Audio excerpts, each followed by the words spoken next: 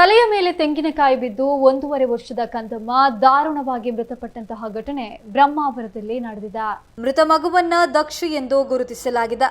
ಈತ ಹೇರಂಜಿ ನಿವಾಸಿ ಪ್ರಶಾಂತ್ ಪೂಜಾರಿ ಹಾಗೂ ಸುಚಿತ್ರಾ ಪೂಜಾರಿ ದಂಪತಿಯ ಪುತ್ರನಾಗಿದ್ದಾನೆ. ದಂಪತಿಗೆ ದಿಯಾ ಎಂಬ 6 ವರ್ಷದ ಅಕ್ಕ ಇದ್ದು, ಆಕೆ ಬ್ರಹ್ಮಾವರದ ಆಂಗ್ಲ ಮಾಧ್ಯಮ ಶಾಲೆಯಲ್ಲಿ ಪ್ರಥಮ ತರಗತಿಯಲ್ಲಿ ವಿದ್ಯಾಭ್ಯಾಸವನ್ನ ಮಾಡ್ತಿದ್ದಾಳೆ. ಪ್ರಶಾಂತ್ ಪೂಜಾರಿ ಅವರು ಕಳೆದ ಸುಮಾರು 13 ವರ್ಷಗಳಿಂದ ಬ್ರಹ್ಮಾವರ ಗಾಂಧಿ ಮೈದಾನದ ಸಮೀಪ ಫಾಸ್ಟ್ ಫುಡ್ ವ್ಯಾಪಾರವನ್ನ ನಡೆಸಿದ್ದಾರೆ. ನಿನ್ನೆ ಬೆಳಿಗ್ಗೆ ಸುಮಾರು 8:15 ಈ ಸಂದರ್ಭ ಈ ದುರ್ಘಟನೆ ಸಂಭವಿಸಿದೆ. ಮಗಳು ದಿಯಾಲನ್ನ ಶಾಲಾ ಬಸ್ಸಿಗೆ ಕಳುಹಿಸಲು ಸುಚಿತ್ರಾ ಪೂಜಾರಿ ಅವರು ಮಗ ದಕ್ಷನನ್ನ ಕೈಯಲ್ಲಿ ಎತ್ತಿಕೊಂಡು ಮನೆಯಿಂದ ಹೊರಟಿದ್ರು. ಈ ವೇಳೆ ರಸ್ತೆಯ ಬದಿಯಲ್ಲಿದ್ದ ಸುಮಾರು 40 ಅಡಿ ಎತ್ತರದ ತೆಂಗಿನ ಮರದಿಂದ ತೆಂಗಿನಕಾಯಿ ಕೆಳಗೆ ಬಿದ್ದು ದಕ್ಷ ತಲೆಗೆ ಬಡಿದಿದೆ.